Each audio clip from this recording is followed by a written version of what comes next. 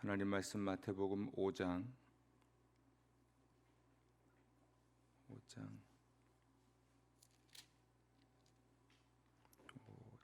38절부터 42절까지 읽습니다.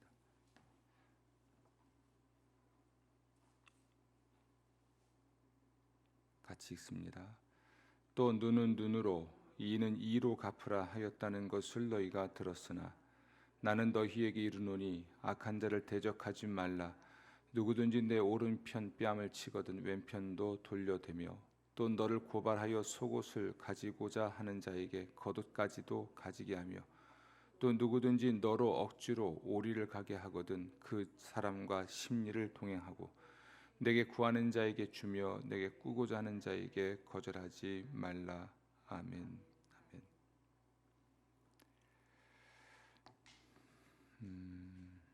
예수님이 예수님 시대의 성경 해석자들의 오류를 바로잡고 그 시대의 하나님의 사람들을 올바르게 인도하려고 하셨고 예수님의 제자들에게 그들이 듣고 배워왔던 것들을 교정해주고 계시는 것이 이제 산상수훈이죠. 그런 맥락에 있어서 우리가 혹시 오랜 세월 듣고 배웠지만 잘못 해석된 것을 토대로 이루어진 설교들로 우리가 들을 가지고 있다면 여러분이 꼼꼼히 성서를 읽고 해석하면서 또 이런 시간을 통해서 바로잡을 건 바로잡기를 부탁을 드리겠습니다. 간혹 그리고 자주 제가 받는 도전은 제 이야기가 저희의 설교가 이제까지 들어왔던 거하고 좀 그 관점이 좀 다른 것 같습니다. 혹은 너무나 틀립니다. 다르다는 것을 표현하기를. 그래서 좀 더 한 걸 더 나가면 항상 목사님만 옳다고 말씀하시는 것처럼 보입니다. 이런 얘기를 들을 때가 있죠. 저만 옳은 것이 아니라 잘못 해석된 건 잘못 해석된 것이고 바르게 해석된 건 또 바르게 해석된 것이니까 잘 듣고 여러분이 잘못 이해한 것들은 바로잡는 기회가 되기를 바랍니다. 제일 중요한 건 우리가 하나님 말씀의 인격을 형성하는 것과 또 하나님 말씀의 삶의 방식을 체득해서 실천하는 것이죠. 뭘 많이 아는 것 자체가 중요하지 않습니다. 그러나 무엇이든 올바른 지식에서 시작을 하기 때문에 올바른 지식을 갖는 것이 매우 중요하죠. 오늘은 38절부터 42절 말씀을 가지고 우리의 참된 사랑에 대해서 함께 말씀을 나누도록 하겠습니다. 보통 38절부터 42절 말씀은 소극적인 사랑이라고 표현을 하고요. 또 43절부터 48절까지는 적극적인 사랑이다라는 표현을 합니다. 오늘 새벽에는 사랑의 소극적인 측면을 좀 생각해 보고 내일 새벽에는 적극적인 측면을 생각해 보도록 하죠. 이 말씀은 예수님께서 모세율법을 해설하신 것인데요. 눈은 눈으로 이는 이로 갚으라 하였다는 것을 너희가 들었으나 눈은 눈으로 이는 이로 갚으라. 이 모세율법에 있습니다. 그래서 우리가 십계명이 출애굽기 20장에 나온다면 그 뒤에는 20장 이후에는 십계명에 대한 해설이 좀 나오는데요. 그 해설을 토대로 유대인들의 민법을 형성을 했습니다. 사회화된 거죠. 그리고 적절한 판례들이 좀 나와 있죠. 근데 이런 그 출애굽기 20장 또 21장 이하의 말씀은 물론이고 특히 신명기 19장에 가면 이 말씀은 법정에서 해야 할 일입니다. 법정에서 눈에는 눈, 이에는 이로 갚으라는 것이죠. 재판관들을 위해서 주는 말씀이지 개인적인 차원에서 주시는 말씀이 아니에요. 이 점을 잘 들으십시오. 어디에서 누구에게 주는 말씀이냐면 법정에서 판결을 하는 재판관에게 주는 말씀이지 개인에게 개인의 삶 속에서 일상 속에서 이렇게 하라고 한 말은 아닙니다. 서기관들은 이 말씀을 법정에서 재판관이 적용해야 될 말씀을 개인의 삶에서 개인이 적용하도록 만들었습니다. 이게 이제 왜곡이에요. 법정에서 재판관에게 해당되는 이야기가 개인 그 삶에서 개인에게 적용을 시킨 것이 문제가 되죠. 참 예민할 수 있는 문제인데 이제 이 문제를 좀 한번 생각해 보도록 하겠습니다. 왜 그러면 재판관에게는 이 법을 주었는가? 잘 생각해 보세요. 눈에는 눈, 이에는 이입니다. 이게 정의죠. 죄를 진 가해자는 그에 합당한 벌을 받아야 된다는 거죠. 그렇죠? 피해자는 또한 보호를 받아야 되는 것이고요. 따라서 눈에는 눈, 이에는 이라고 하는 것은 정의의 기초를 놓는 겁니다. 가해자는 당연히 그에 합당한 벌을 받는 것이 맞다. 하지만 그 이상은 하지 마라. 그만큼만. 가해자는 벌 받는 게 맞죠. 그러나 재판관은 플러스 알파로 감정 실어서 더 얹지도 마라. 이게 정의입니다. 그런 것 같으죠? 네. 그래서 이것을 재판관에게 준 것이지요. 무엇인가를 더 얹을 때에는 감정이 섞일 수 있습니다. 그럼 이걸 왜 개인에게 적용하지 못하게 했는가? 특히 이것은 뭐 우리처럼 사법제도가 탄탄하게 갖춰진 상황이라면 좋겠지만 서로 견제가 되니까요. 하지만 그렇지 않던 시절에는 이런 거죠. 시족과 시족 사이에 싸움이 일어나서 그냥 반대편 강한 시족이 약한 시족을 몰살시키는 상황이라든지, 또 유대인들로 본다면 그들의 공동체가 12지파로 구성되어 있고 지파 안에는 이제 그 부계를 따라서 혹은 모계를 따라서 하나의 가문이 형성되어 있으니까 이렇게 가문 자체를 또는 가족 자체를 이렇게 몰살시키는 개인적인 보복의 일들이 뭐 가끔이라도 있었던 것으로 보여요. 그러니까 그러지 말라는 것이죠. 가족 간에 또는 가문 간에 혹은 씨족 간에 부족 간에 이제 집단적인 싸움으로 번져서 가해 또는 피해 그거 이상의 어떤 그 보복을 하지 마라. 뭐 이런 이야기를 하는 맥락에서 주어진 말씀입니다. 대체로 유대인들은 이것을 이제 돈으로 해결을 하곤 했죠. 우리가 교통사고가 나면 합의금해서 합의금으로 해결을 하듯이 보통은 돈으로 해결을 한 것으로 보입니다. 손해배상을 하는 것이죠. 하지만 이것이 개인적 차원에서 적용될 수 없다는 것을 우리는 알고 있습니다. 개인적인 차원에서는 주께서 이렇게 말씀하시는 겁니다. 보복하지 말아라. 이에는 이, 눈에는 눈으로 갚으라는 것을 너희가 들었지만 악한 자를 뭐하지 마라? 대적하지 마라. 그래서 법정에서는 정당한 만큼 가해자에게는 그가 피해를 입힌 만큼 벌을 줘야 한다. 그 이상 그 이하가 아닌 거죠. 그 이상 하는 것도 안 되고 그 이하 하는 것도 안 되고, 그리고 피해자에게는 정당하게 보상을 해주라. 벌을 더 주려고도 하지 말고 피해자에게는 그의 정당한 보상을 해주라. 이게 그런 식으로 재판을 하라는 것이죠.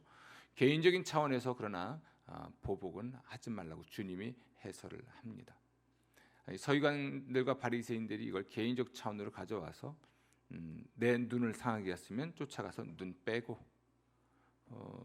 또 이빨 하나 상하게 했으면 쫓아가서 벤치 들고 가서 이빨 빼고, 뭐 이렇게 개인화 시켜버렸는데요.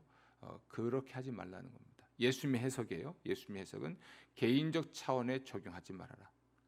개인 관계, 사람과 사람의 관계는 사랑이어야지 이렇게 보복하는 것으로 보복 관계가 되면 안 될 것이다. 아멘. 여기서 악한 자를 대적하지 말라라고 할 때 이 대적이라고 하는 것, 이것은 한편으로는 저항하는 것인데요.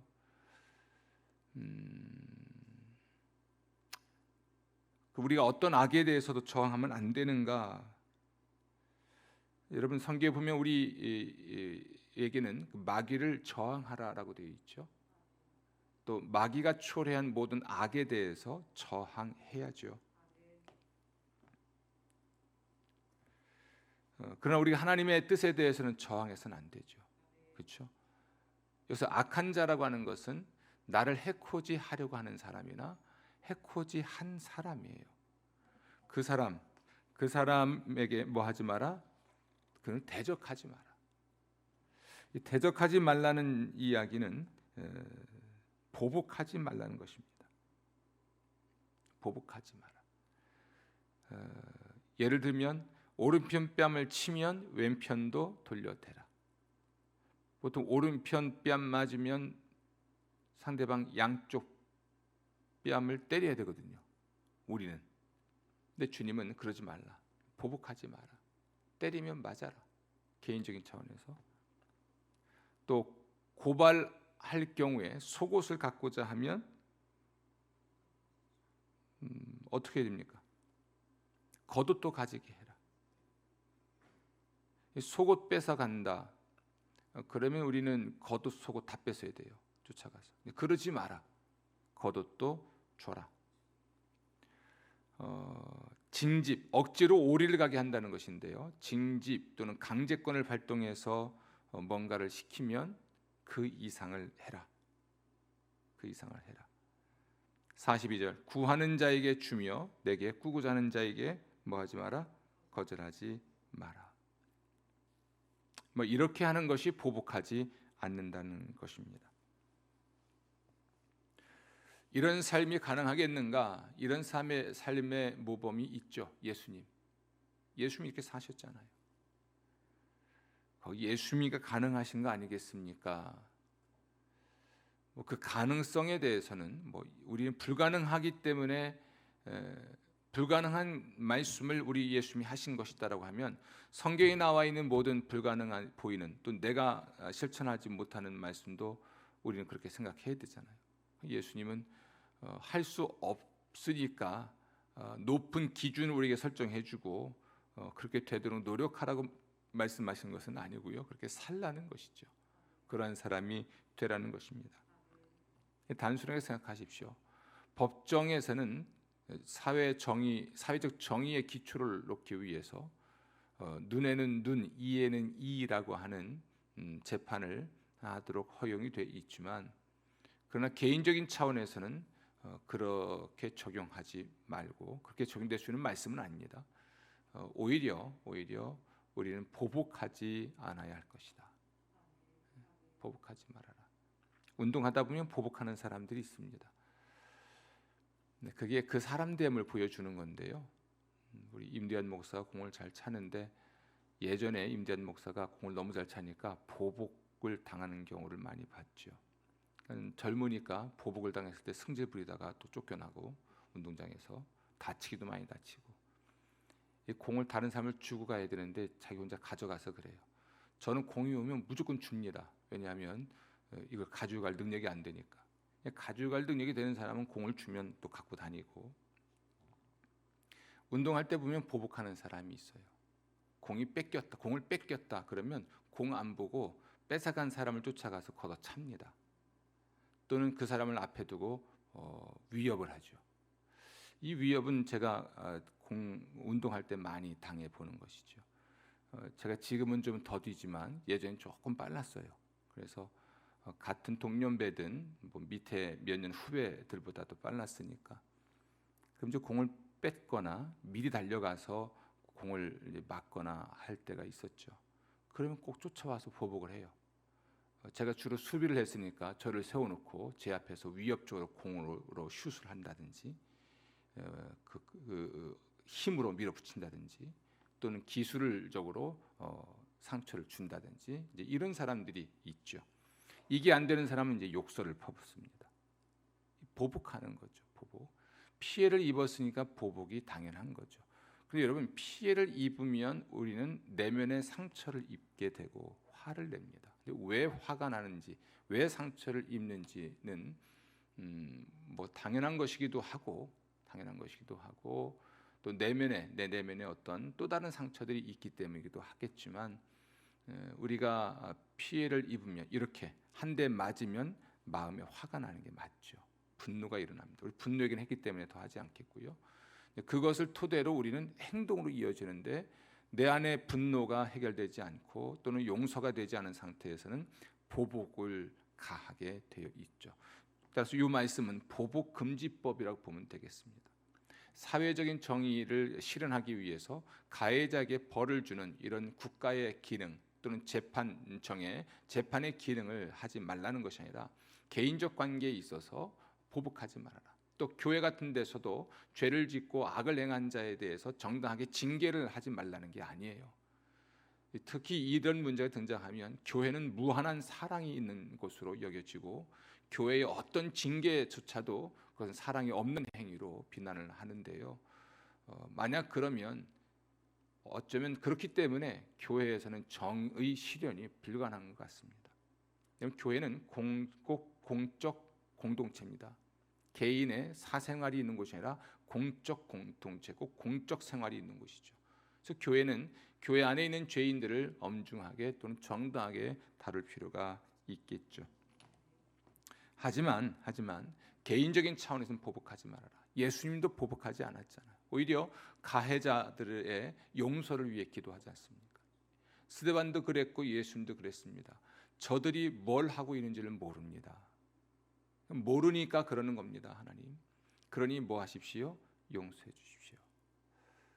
알면 그렇게 안 하겠죠. 진짜 안다면, 메시아를 죽이고 있다는 것을 진짜 알았다면 그들은 그렇게 하지 않았겠죠. 무엇인가 씌여서, 무엇을 씌였겠습니까? 사단의 유혹을 받아서 한 사회나 국가 전체가 움직일 수도 있거든요. 이게 마지막 때 등장할 수 있는 바벨론의 모습이기도 한데요. 거대한 도시 국가가 사단의 사주를 받은 정치 이념을 가지고 이스라엘을 통제할 수 있는 것처럼 얼마든지 그럴 수는 있을 것입니다. 어쨌든 예수님은 그들이 하는 일을 그들은 모릅니다. 그러니 그들 뭐 하십시오? 용서해 주십시오. 스데반도 그런 기도를 했지요. 이것이 우리가 십자가를 지는 삶일 것입니다. 개인적인 보복을 중단하고 오히려 그 뒤에 나오는 말씀처럼 그들을 선대하고 축복을 할 수 있다면 얼마나 더 좋을지 우리는 생각을 좀 해볼 수가 있죠. 하지만 이 말씀이 아무런 저항도 하지 말라는 이야기는 결코 아닙니다. 우리 예수님은 신문을 받으실 때에 또 자신을 고발하는 사람들에게 정확하게 도전하셨죠. 마태복음 설교할 때 전에 그 부분을, 화 있을진저 이 부분을 설교하면서 굉장히 치열했습니다. 그 후유증이 아마 지금도 있을 듯한데요. 저도 힘들었고 듣는 분들도 힘들었죠. 유독 마태복음이 그랬습니다. 예수님은 그런 면에 있어서는 이렇게 생각을 하신 거죠. 우선 자기를 통제할 필요가 있었을 것입니다. 그리고 더 큰 사랑이 필요했던 것이죠. 여기서 말하는 더 큰 사랑은 이런 측면입니다. 가해자에게 더 좋은 게 뭘까? 가해자, 그리고 피해자와 가해자가 소속되어 있는 그 공동체에게 뭐가 더 좋을까? 그러니까 진리에 대한 사랑과 공동체에 대한 사랑이 예수님께 있었던 거죠. 그렇기 때문에 정당하게 도전할 수 있습니다. 개인적인 보복은 하지 않습니다. 개인적인 복수를 하지 않습니다. 그러나 내가 아닌 그 가해자, 그 사람에게 더 좋은 길이 뭐고, 또 그 사람과 내가 소속되는 공동체에게 유익한 것이 무엇인지를 생각하는 이런 사랑, 진리에 대한 사랑과 이타적인 사랑이죠. 나를 사랑한다면 보복해야 되겠지만, 나에 대해서는 나보다는 이웃을 더 사랑하고 공동체의 유익을 생각하니까 우리 주님께서는 도전하실 일은 도전한 거죠. 바로잡을 건 바로잡고, 그냥 바로잡을 건 바로잡지만 진실을 분명히 드러내지만 보복은 하지 않는 거죠. 많은 사람들이 진실을 정의하고 진실을 밝히는 것과 보복하는 것에 대해서 혼동을 하는 것 같아요. 여러분, 진실을 바로잡는 것이 보복입니까? 아니죠. 진실을 바로잡는 건 정의라고 합니다. 정의. 그러나 진실을 덮고 가는 건 죄악이기도 합니다. 진실을 덮음으로써 그 사람도 망치고 공동체도 망칠 수 있거든요. 개인의 보복과 정의를 세우는 일 자체를 우리는 혼동하면 안 됩니다. 어쨌든 간에 예수님은 개인적 보복을 중지하셨고요. 그러나 그 상대방을 위해서 이걸 좀 덮고 가거나 또 진실을 밝히지 않으면 그 상대방이 더 망가질 수도 있는 일이 있고요. 또 그것 때문에 회사나 교회와 같은 공동체의 질서가, 공동체의 정의가 무너질 수 있거든요. 이럴 경우에 주님께서는 과감하게 도전하실 때는 도전을 하셨습니다. 복수를 하면 속은 시원할 수 있습니다. 혼자서. 근데 시원하지 않죠. 그러고 나면 또 찜찜합니다. 정말 그리스도인이라면 보복을 했을 때 내가 또 다른 가해자가 됐다는 것을 압니다. 그리고 상대방의 상처를 입고 아파한다는 것도 알지요. 우리가 이런 차원이 아니라면 개인적으로 누군가를 보복하는 일조차도 중단해야 할 것입니다. 여러분, 바울이 베드로를 꾸짖은 일이 있는 거 아시지요? 베드로가 유대인은 이방인과 함께 식사하지 못하게 되어 있었지만 베드로가 식사를 하게 됩니다. 그래서 이 바울이 베드로를 책망합니다. 면전에서 슬쩍 가지지 않죠. 그러나 개인적 원한이 있었던 것은 아니에요. 우선 진리에 대한 왜곡 때문에, 또 그 베드로의 행동 때문에 피해를 입은 사람들이 또 이방인들입니다. 그렇죠. 그래서 그런 경우, 그런 사람들, 베드로가 식사를 하다가 슬쩍 자리를 피하는 행동. 왜냐하면 유대인들이 볼 때는 지금 베드로가 적절하게 행동하지 못했으니까 처음부터 같이 밥을 먹지 말든지 같이 앉아 식사하고 뭐 같이 이야기를 하다가 다른 유대인이 오니까 슬쩍 피해버렸단 말이에요. 이렇게 함으로써 그 자리에 있었던 다른 이방인들에게 상처를 줬잖아요. 그리고 진리도 어긋났고요.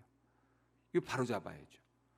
그래서 베드로의 행동 때문에 간접적으로 피해를 입은 사람에 대한 사랑, 그리고 이방인과 유대인이 그리스도인으로서 하나이고 함께 식사를 할 수 있다는 이 진리에 대한 사랑, 그리고 더 크게는 공동체, 교회 전체 공동체에 대한 애정이 있었으니까 개인적인 원한의 감정이 아니라 이들에 대한 사랑, 진리에 대한 사랑과 또 이런 피해자들에 대한 사랑, 애정과 공동체에 대한 사랑 때문에 세상 없는 베드로라 해도 바울은 책망한 거죠.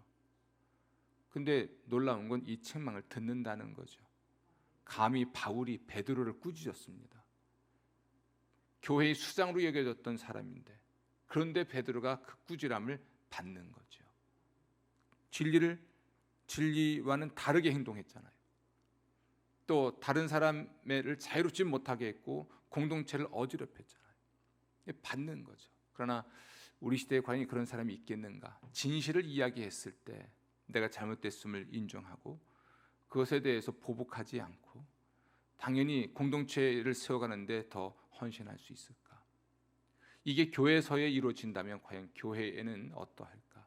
제가 짧은 목회지만 목회하면서 진실을 이야기하거나 또는 개인적인 꾸짖음을 통해서 사람을 바로 잡아진 일은 결코 없습니다. 개인적인 꾸지람들은 목사의 꾸지람, 정당한 꾸지람으로 받지 않아요. 그래서 오히려 고통을 겪고 또는 사람을 잃죠. 안타깝죠. 안타깝습니다. 여러분은 이런 그 개인적인 보복의 차원의 이야기와 공적인 차원의 이야기를 혼동하지 말고 바르게 말하고 행동하는 여러분 되시기를 주 여러분으로 부탁을 드립니다. 아멘. 이 참된 사랑이라고 하는 것은 개인과 공동체 전체를 다 돌보고 악은 저지하고요. 개인과 공동체 전체를 돌봐줍니다. 개인만 돌보는 게 아니라 공동체를 생각하고 악은 저지하지만 또한 선은 증진시키도록 우리가 행동을 합니다. 아멘. 이런 말씀을 토대로 마치 무정부주의자가 되려가는 사람들도 있습니다. 방금 말씀드린 대로 교회든 국가든 어떤 제재를 가해서는 안 된다라고 여기는 사람들이 있죠. 그것 또한 잘못된 것이기도 합니다. 이 루터라고 하는 사람은 우리 그리스도인들은 두 나라에 산다 이렇게 얘기를 했습니다. 두 나라, 한 나라는 하나님의 나라 또 그리스도의 나라고 하나는 이 세속 나라에 살고 있다는 거죠. 우리가 하나님 나라에서는 이런 용서라든지 또는 보복하지 않는 행위를 통해서 그 개인은 물론이고 공동체를 사랑하며 살아가겠지만 그러나 이 세속 나라에서 우리가 어떤 역할을 맡았다면 그에 충실해야 할 것이다. 그래서 루터는 이렇게 표현을 합니다. 집에 도둑이 들었습니다. 그러면 일단 잡아야죠. 잡고 뭐 해요? 신고해야죠. 이게 개인적 책임이죠. 그리고 잡아놓고 잡아놓은 상태 신고했으니까 경찰이 올 때까지 음식 먹이고 또 다친 데 있으면 돌봐주고 이것이 두 나라를 사는 그리스도인의 삶이다. 내 걸 훔쳐가려고 했기 때문에 당연히 보복할 수도 있겠지만 보복의 차원이 아니라 그 사람은 도둑으로서의 가해자죠. 책임을 져야 하고 피해자 입장에서는 일단은 이 사람을 돌보아 주지만 법적으로는요 벌을 받아야 되니까 당연히 신고를 하고 그의 정당한 대가를 치르게 하는 것입니다.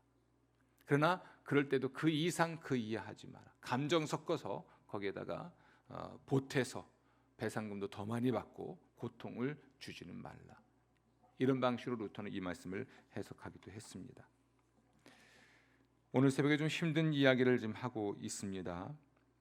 하나님께서는 국가에 대해서도 이 사회의 악을 저지할 수 있는 권한을 주었습니다. 그래서 국가는 이것을 제대로 시행을 해야 하고 또 거기에 더 얹어서 국가가 가지고 있는 권력을 이용해서 폭력을 휘두르면 안 되죠. 국가의 일을 하는 사람들은 국가가 혹은 국민이 부여한 권한을 개인의 이익을 위해서 써서도 안 되고 또는 그 이상의 폭력적으로 사용해서도 안 될 것입니다.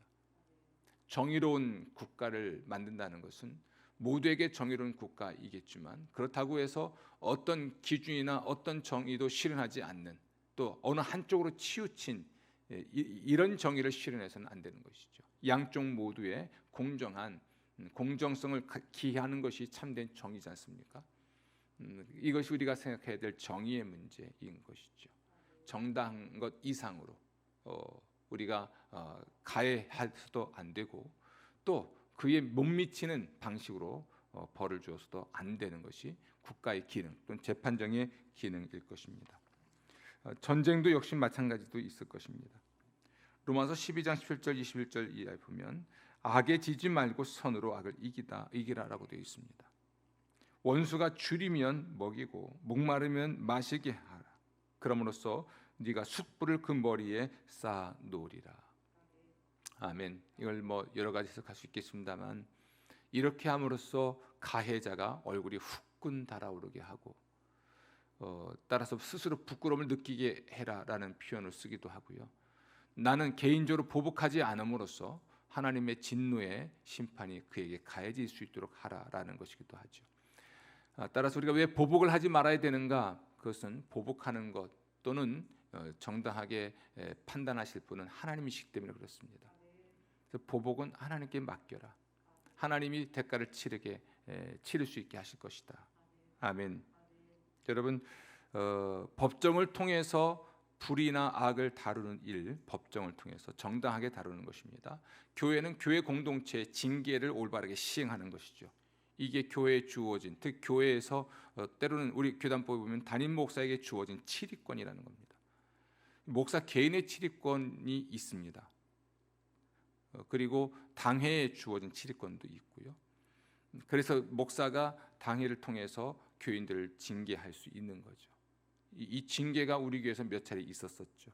그런데 이것은 사후에 이미 벌어진 일을 수습하는 차원에서였지 직접 불러서 징계를 하고, 징계를 받은 사람이 예를 들어서 성찬식에 참여를 안 하거나 또는 못하게 함으로써 스스로 부끄럽게 하고 깨닫게 한 후에, 회개하게 한 후에 다시 돌아오는 예는 아직 보지 못했습니다. 징계를 받은 사람이 그 부끄러움을 느끼고 근신하다가 다시 돌아와서 뉘우치고 돌아온 사례는 보지 못했고, 징계를 받은 경우는 떠납니다.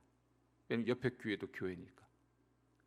그러니까 교회가 어지럽고 정의롭지 못하죠. 이런 사례는 가정에서도 마찬가지고 일터에서도 마찬가지일 것입니다. 내가 보복하지 않고 정당하게 기관에서, 국가라든지 공동체의 법에 의해서 정의를 실현해야 할 것이고, 또 하나님께서는 재판날에, 세상 끝날에 정당하게 재판하실 터이니까 내가 내 스스로 보복을 하는 방식으로 그 사람을 해코지 하지 말라라고 주님 말씀하고 있습니다. 이런 신자가 될 수 있도록 기도하시고, 이런 교회가 될 수 있도록 또한 기도해 주시기를 부탁을 드리겠습니다. 아멘. 예수의 사람으로 산다는 것 참 힘들고 어려운 일이지만, 소극적으로라도, 이렇게 소극적으로라도 최소한의 사랑을 베풀고 살 수 있다면 우리의 삶은, 우리의 공동체는 훨씬 더 정의로울 뿐 아니라 따뜻하고 온전한 공동체가 될 줄로 믿습니다. 기도하겠습니다. 주여, 저희들이 하나님 말씀을 바르게 해석하고 그 말씀을 바르게 적용하며 살아서 예수의 사람이 되도록 만들어 주옵소서. 하나님, 저희들이 무한한 사랑에 대한 오해 때문에 공동체조차도 정의를 실현하지 못한 채 살 때가 많이 있습니다. 공과 사를 구분해야 되듯이 공적 영역과 사적 영역에서의 우리의 삶을 구분할 수 있도록 도와주옵소서. 어떠한 경우에라도 정의를 실현하겠다는 명분으로라도 감정을 섞어서 보복하지 않도록 만들어 주옵소서. 우리 안에 한터럭의 복수심마저도 없게 하시고, 오히려 이 복수심보다는 선대하고 축복하고 위하여 기도해 주는 사랑을 우리에게 허락해 주옵소서. 주여, 우리 안에 있는 이 사랑이 우리의 가정과 교회와 세상을 따뜻하게 하고 모두가 함께 살기에 좋은 세상이 되게 할 줄로 믿습니다. 예수님의 마음을 우리에게 주시옵소서. 세상과 하나님의 영광을 위하여 때는 분노하시고 도전하시고 저항하셨음에도 불구하고 개인적인 보복을 중단하시고 무한한 사랑으로 용서하고 하나님의 구원을 위해 기도하셨던 예수님처럼 우리가 매일매일 살아갈 수 있도록 도와주옵소서. 오늘도 많은 사람들을 만나고 많은 일을 겪을 것입니다.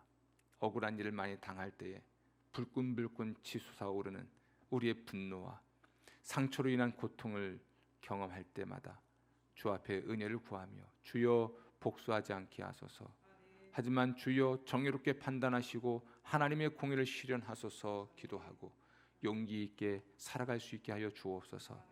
감사하오며 예수님 이름으로 기도합니다.